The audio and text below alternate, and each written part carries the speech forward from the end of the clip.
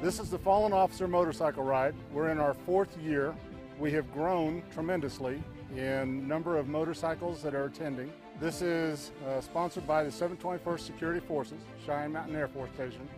And the whole gist of this is to take and remember those who have fallen in the line of duty.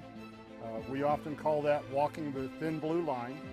And it is now encompassing both the military and the civilian police officers that we have lost.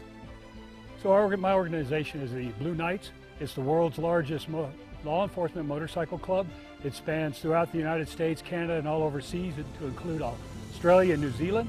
It started in 1961 when 3 law enforcement officers on the East Coast got together to make an organization, and it's grown as a brotherhood and a fraternity of law enforcement officers, or past, present, that like to ride motorcycles.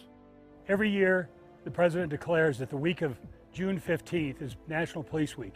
During that week, this ride is sponsored to honor those who have given the ultimate sacrifice, that have lost their life in the line of duty as a law enforcement officer. All the funds generated from this ride go to the family of those who have given that ultimate sacrifice.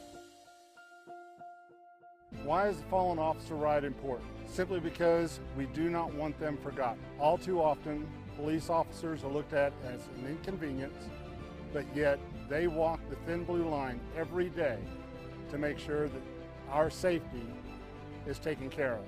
And that's what this ride is all about. We want to remember these individuals and make sure that they are never forgotten.